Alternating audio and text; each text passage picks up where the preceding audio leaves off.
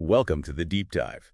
Our mission today is to give you the essential context on a place defined by, well, constant contradiction, the Hawaiian Islands. We're looking at the geology, the culture, and what's happening on the ground right now in December 2025. And it all starts with this physical paradox at its heart. Right. You have the stationary hotspot, a plume of magma deep under the Pacific Plate, and it's just constantly building new land. I read the Pacific Plate is moving, so that's why the islands have such an extreme age difference. Wait, so the oldest island is, what, just dissolving back into the ocean? Precisely. Hawaii, the big island, is the young, active end, sitting right over that plume.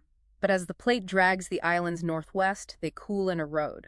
And Kauaʻi is at the other end. Exactly. It's the old, deeply eroded end, which is why it has those incredible collapsed valleys. The lava itself is very fluid, which builds those massive, gently sloped shield volcanoes. But these mountains do more than just sit there. They create these environments of, absurd contrast. I know Hawaii Island has 10 of the world's 14 climate zones. It's astonishing, isn't it? What's the most shocking contrast a visitor would actually feel? Oh, it's the famous windward versus leeward dichotomy.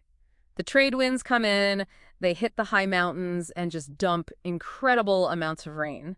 So you get these lush rainforests. Right, but then the air descends on the other side, the leeward side, hot and dry. It creates almost desert-like conditions, so your whole experience basically comes down to which side of the mountain you land on. And that's why the big resorts, Waikiki, the Kohala Coast, they're all on the dry leeward sides. Dictated by those climate extremes, yeah. That kind of unforgiving environment, it seems like it would demand an equally rigorous social structure for survival. It did. Pre-contact society was structured by the kapu system. It was all about maintaining social order and the divine status of the chiefs, the alii. And some of these rules were incredibly specific. Highly stratified. Here's a detail the sources really highlight.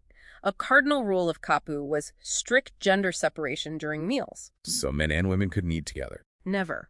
And certain foods, like pork and bananas, were kapu for women reserved exclusively for men. Wow. And then the entire system it collapses. Intentionally. Abruptly. In 1819, Kamehameha II and Queen Kaahumanu publicly broke that rule. It's an act called Ainoa, or free eating. And that one act ended the state religion overnight. It created this massive cultural vacuum, just as foreign influences were arriving. But, the modern resilience is compelling. The Hawaiian Renaissance has led to the Kulakaiapuni, the Hawaiian immersion schools. And they've been hugely successful in saving the language from the brink of extinction. Okay, let's jump to the critical status right now. December 2025. The land is literally being born as we speak. It is. Kaleo volcano is at alert level watch. Episode 38 is ongoing, with spectacular lava fountaining deep inside the Halamon crater. But that geological birth, it's set against a really sharp biological struggle. A very sharp contrast. While lava is flowing, endemic species, like the Hawaiian honey creepers, are being pushed toward extinction. Because of the mosquitoes, right? Right. Warmer air is allowing mosquitoes carrying avian malaria to invade higher elevations that used to be safe cold weather refuges. And the marine environment is fighting its own invasion. Yeah, there's a major biosecurity operation against an invasive soft coral, Eunomia stolonifera. It's been found in places like Pearl Harbor, and it just smothers native reefs. But on Maui, there's also that same theme of resilience. The recovery from the 2023 wildfires is still ongoing. It is, and a major milestone was just hit. Commercial boat operations have had a limited reopening at Lahaina Small Boat Harbor. And that hard-won recovery is exactly why the state is hardening its stance on visitor management.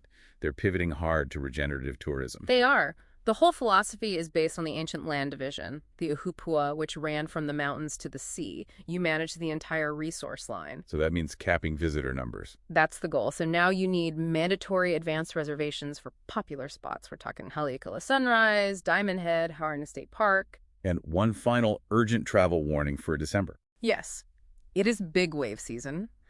The north and west shore see lethal 20 to 30-foot swells. The warning is simple. Only swim at sheltered South Shore beaches. So what does all this mean?